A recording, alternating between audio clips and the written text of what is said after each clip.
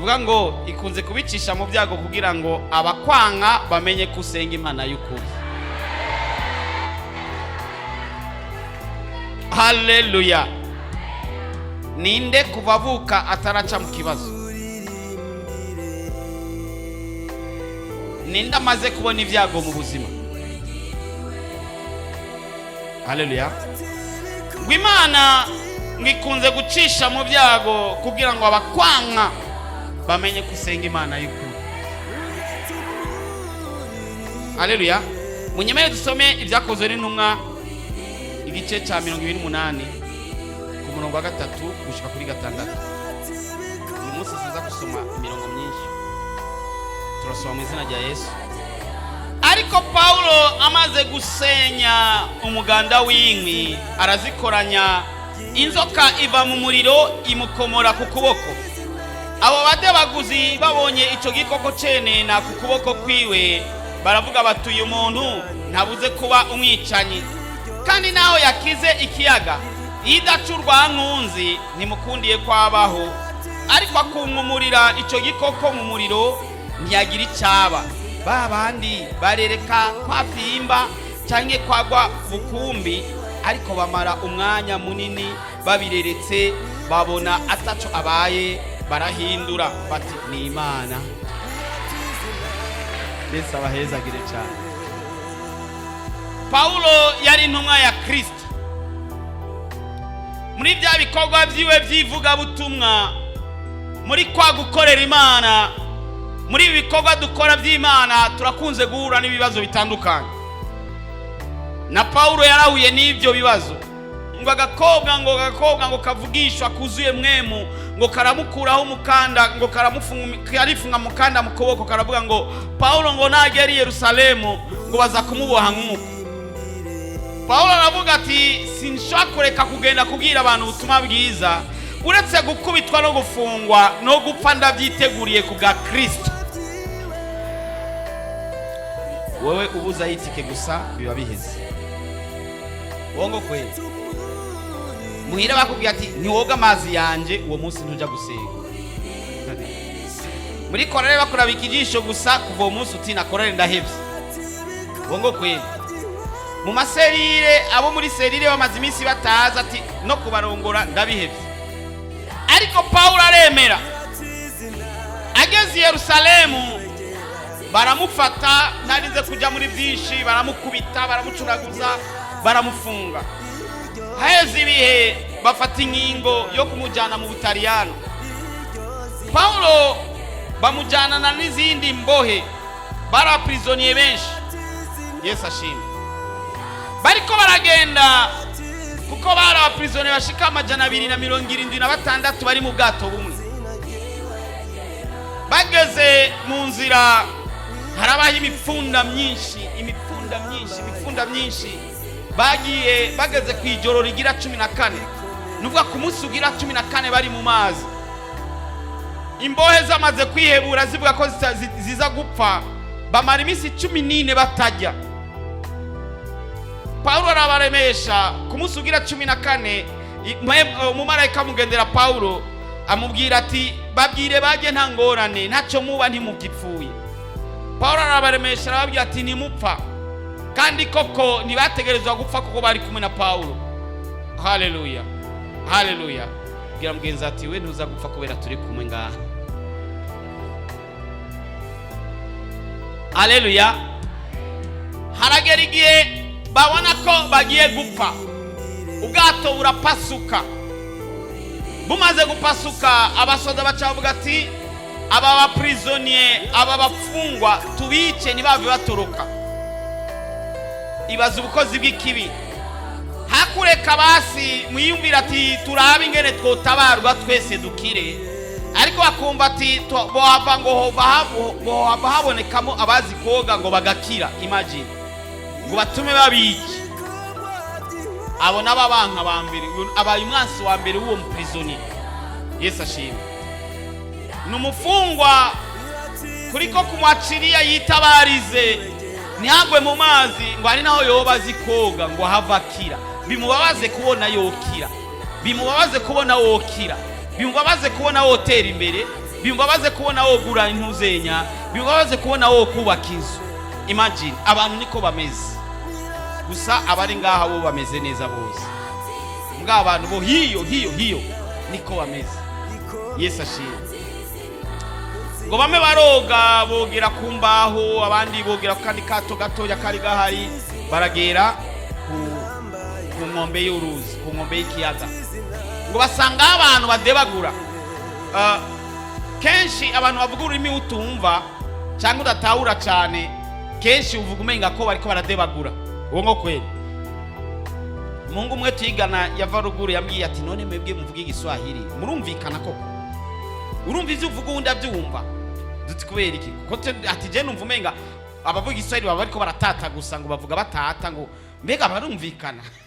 Kubera atavyumva yumva umenga bariko baradebagura. Ico kirundi kirumvikana. Yesu ashimwe. Rero ngo baca bagera ahantu ngo abantu badebagura. Kubera imvura yari kwirarwa n'imbeho nyinshi, ba Paulo baba oblige kuja gusenya kugira ngo bacane umucanwa bote.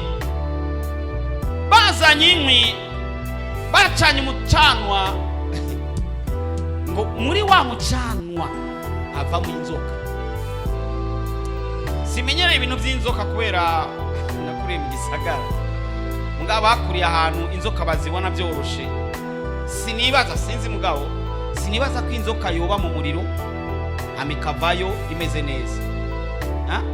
Abazibonye ibaze ingene Satani yamurwanije kugezaho mu muriro.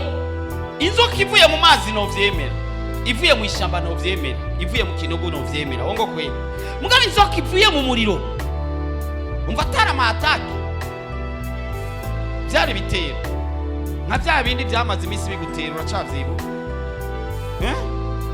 Inzoka iva mu muriro ica irenena ku kuboko kwa Paulo. Baba debaguzi babantu abamwanga bacavuga ngo idacurwa ngonde ngo ntimukundiye kwabaho, bisigura biti uyu muntu n'inkozi y'ikibi none Imana iramuhanye agiye gupfa. Cyagiye wagwara niko bavuze, cyagiye wagwaza niko bavuze, cyagiye inzu ikugwako niko bavuze, wa munsi wakubitwa n'umugore cyangwa n'umugabo niko bavuze, cyagiye wahura n'ibyago runaka niko bavuze. Kugeza uno munsi ushobora kuba uriko uraba ubuzima nk'ubwo gukuri kurenenwa ko n'ikintu giteye ubwoba. Abantu bose biteze uguhera kwawe, mwisho wako biteze kubona uhera, ariko ntabyo bazobona. Kandi abo nyene biteze kubona uhera ni nabo bazovuga kusenga Imana y'ukuri. Nta kibi kizogira icyo kikugira, kandi nta n'icago kizokwegera ihema ryawe. Ngo tuzoca mu mazi ngo ntabwo azoturengera, ngo tuzoca mu muriro ngo ntacyo uzotugira. Nugira ubwoba nubwo biza bikaze, ibyo nibyo kugutera ubwoba gusa, kandi nibyo kugira ngo abantu bamenye ko Imana iriho. Imana yashobora gucisha mu byago, wewe igomba ko wajya bamenya ko ufise Imana. Haleluya. Ibibazo uri kuracamo nibigutera ubwoba, ibyo nukugira ngo bakwanga bamenye ko ufise Imana. Babagabo baravuga ati idacurwa ngonde ngo nimukundiye kwaba, niko bamaze imisi bakubwira ngo yigirisha ngo arasenga, yigirisha ngo numukizwa n'amabibiriya, ngujya ngo numurozi, ngujya sawa, ariko hasigaje rimwe gusa bavuga ati bwa bundi ni Imana. Haleluya. Erega babandi bavuga ngo uruda idacurwa ngonde ngo nimukundiye kwabaho, ni nabo nyene bavuze ngo ni Imana. Haleluya. Haleluya. Nibuka wa mu papa Barutimayo yamumye, abamubwiye ngo hora ni nabo bamubwiye ngo haguruka araguhamagaye. Amena. Amena. ntugire ubwoba rero n'ibyo uri kuracamo. Hari Yesu ashimwe, hari ibyago usengera ukarindira ko bihava bikanga ongo kwira, ukisonzesha iminsi 7, iminsi 20, iminsi 40, ugasenga mu gatondo, ugasenga mu ijoro, mugabo bikanga kuhava. Ntuzubabare, hoza ijwi ryawe yeke kurira. Haleluya. Kuko iyo Mana nyene, iyo Mana niyo yarekuye ibyo byago ngo bigushikire. Suko yakubonye ko ibyaha nubwo utabibuze sinavyo yaguhoye. Oya, kugira ngo nabo bamenye ufise Imana. Hari ibyago biguhera mu gatondo gushika ku mugoroba, hari ibyago biguhera ijoro ryose kugeza mu gatondo. Hari ibyago biraza bigasuriranya, bikaza mu gatondo, bikaza ugasenga, bimwe bikahava, ibindi bikahaguma, kimwe kikasubizaho n'ikindi. Ukivya ati mbega none je no naronone n'ikimana, ukagerageza gukizwa, ukagororoka gose, mbere akagera naho wicuza, ukihana n'ibyaha bitari ibyaha. Ati bantu b'Imana mubabarire, Imana imbabarire, narigeze kwambara mu rusengero isheshe zitobotse, icyo nta cyaha kirimo, niyo waronse. Abambaye amasheshe atobotse ngaha nta cyaha mufise, niyo waronse. Yesu ashimwe, Yesu ashimwe.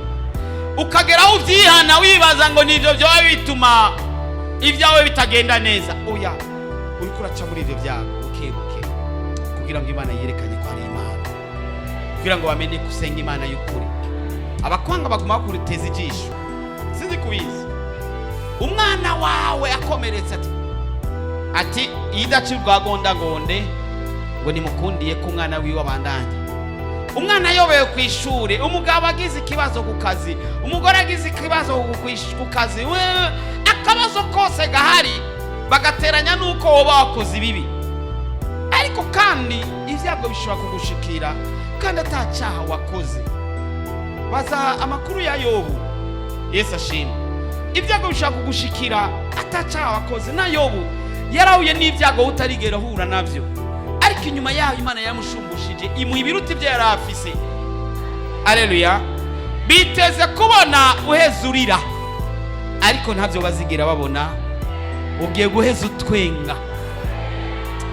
Biteze kubona uheza upanze, ariko ntavyo bazigira babona, bazobona uheza upangisha. Haleluya. Biteze kubona uheza uri umuseribateri, ntavyo bazigera babona, kandi bazoza kuri mariage yawe, kandi bazofata ijambo, kandi bazotanga n'ikado. Haleluya, haleluya. Ntubabare, ntucike intege, ntiwihebure, nibaze ngo kabaye, nibaze ko byaheze. Oya, inimwe mu nzira Imana yashimye gucamwo kugira ngo nababandi bakwanka. Ari abakwanga bakuzi, ari n'abakwanga batanakuzi, twabivuze. Haleluya. Nageze gushingira intahe abantu menga barabajedi cyane kirutya kabiri. Umuntu yari yibereye muri bisi yicaye, hama aragura akaji, arugura aranywa, aje kunywa acarugara. Ni bande batumvise iyo ntahe? Ni bande batayumvise? Ni benshi kandi asubire. Yari umuntu yari umukobwa umenga yari yibereye muri bisi, hama aragura akaji kujya kuna ugura akaji bajya bagenda batembereza, aranywa, anyoye acarugara. Yugaye azabona umama bicaranye, anananiwe guhema. Ugura yoshi, ugura nikoga simpe. Amukobwa ati ibi ni biki? Ati sindayugurura. Abari muri bisi bose ati ni biki? Mumfasha yugurure, ibe muziraheze, yugurure simpe. Amukobwa ati sindayugurura ni biki? Ji yanje ndayugurura nshaka iki? Abana ati none yugurure basi niba byo umukiza yugurure.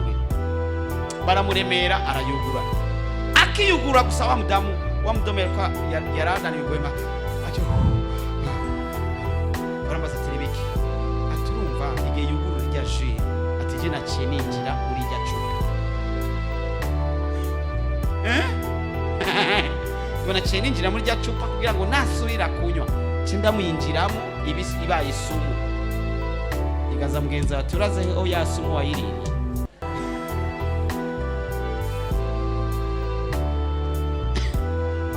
Uti ati iyo asubira kuyinywa ati naca ninjira muri we nahinduka isumu. Ati kandi yaguma yugaye ati naca mpfa kuko sinaronkaho memena. Umuntu akagukorera ikibi ataho muzinanye, atanico mupfa, atanico mupfana, ariko nta kibi kizogira ico kikugira, nta n'icago kizokwegera ihema ryawe. Iyakuremye irakuzi, iyakwise ukuri irakuzi, iyatumye ubaho irakuzi, nizoreka ngo bagutambe ku muvyimba.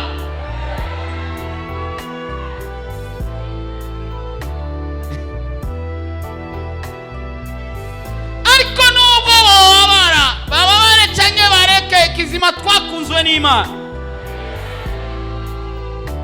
Naho bigenza gute nuwankura mu kiganza cy'Uhoraho, ngo yaraducafye mu kiganza ciwe, ngo ndimbona ijisho ryiwe. Ibaza abo badebaguzi nibamuzi Paulo, bavuze ngo uyo mugabo ngwida cy'urwangondangonde ngo nimukundiye kwabaho. Abacimanza, abacanyi b'imanza, nibo sinzi, abakatayi b'imanza, abacamanza. Oya baca bibaza ariko ari babandi bazica mu mategeko, abacira imanza abandi.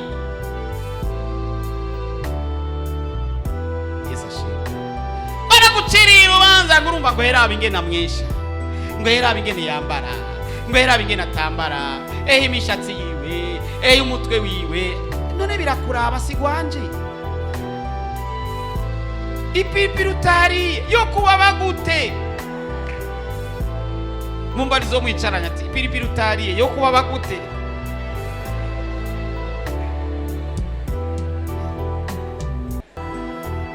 Nguragenda iwi urabe ingene ajya, ngo ajya nabi. None birakuraba?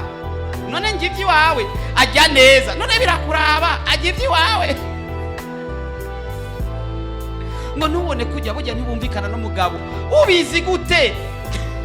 Ngo ntubone kujya burya ntiyumvikana n'umugabo, ibyo nakusu. Ngo ntubone aberwa, muraza amahera hembwa, nayi wanje nayi wawe. Wayamenye gute honyene? Uzi ko umuntu yashaka kuyati ngo maze rero umugore n'umugabo baca baganira gutya bari mu cyumba, we niho waruri. Haleluya. Abakwanga ntibazobura, ariko kizima Imana ikwikundira. Haleluya. Abakwanga batakuzi ntibazobura, abakwanga bakuzi ntibazobura. Yesu ashimwe. Je nakubwiye ingene n'umuntu atakuzi ashobora kugukorera ikibi, ashobora kukwanga atakuzi. Haleluya. Kubera iki? Umuntu wese ari w'imbuto y'Imana, Satani amufitiye ifuhe. Akoresha aba kwa Satani naho basenga. Hari abantu basenga naho yosenga ijoro n'umurango akuma ari kwakuru. Nageze kubabwira inkuru ya Karume. Ninda tayumvise Karume. Hari utayumvise? Karume n'agaceri n'agapunga, umupunga murawumva, n'agapunga katigera gahinduka. Baragenda bakagenya umuceri bakawukubita bakakurako bawujana mu mashini, Karume kagakwepa. Iyindi minuzenya yose iraca mu mashini, mugabo yo gakwepa. Nigihe basekura n'isekuzo za kera, barasekura bagasekura ko kagakwepa, izindi zikava ko ibishusho mugabo Karume agakwepa, izindi zikaba neza mugabo yo igakwepa. Bakageraho bagosora Karume, izindi imiguruka ikaguruka, imiceri myiza ikagumamo, nako kakakauka mu miceri myiza. Hagera umwanya wo guteka, urazi ko babanza bagatobora bagakura mutuye n'utukarume tundi, mugabo Karume kavure kakakauka kakinjira munsi, mukabona two hejuru mugabo Karume ari munsi. hagera igihe rero cyo guteka, bagateka undi muceri wose ugasha ngo Karume ntashe. Naho bigenza gute Karume ntigerashe. Hama hageze umwanya wo kurya, kariruka kakiyaraje kakaja mu kiko ubwa mbere. Ukubise nga niko kakandi kagufata nga Karume igaza mugeza ati Imana igufashe ntuburi Karume.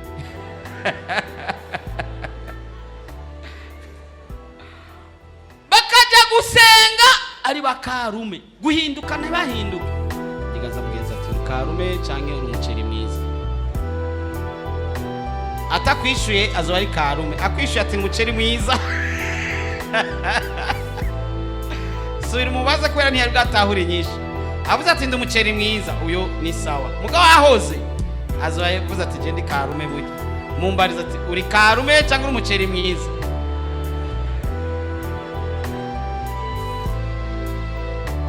Yakwishuye. Aha, uyo si Karume.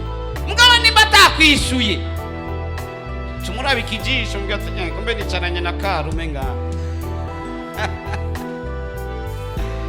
Yesu ashimwe. Abantu urashaka kubana nawe wibaza ko akijisho, akinjira mu rusengero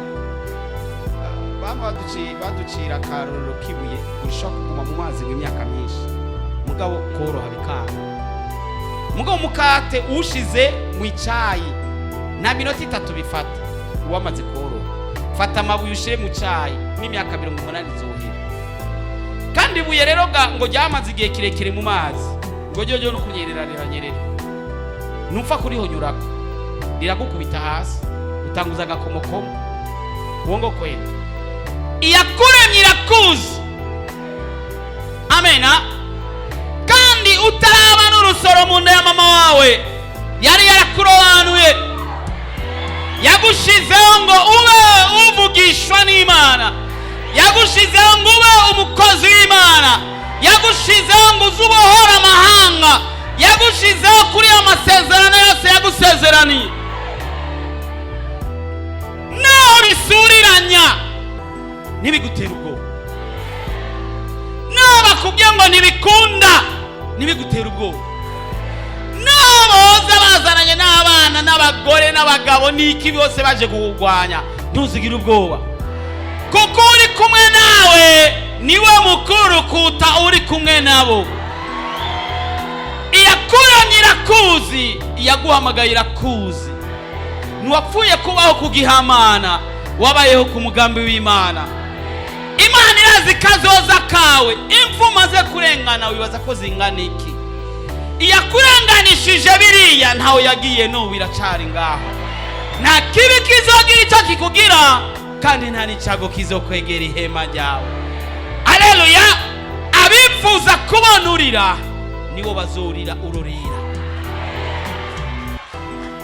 N'Imana yumva, nimba shefu ahemba, nimba patron ahemba, Imana dusenga kubera ikiyo duherana ntizigera duherana. Icyo wakoze cyose cyaranditse kandi igiye kukugirira neza bivanye n'igikorwa cyose wakoze.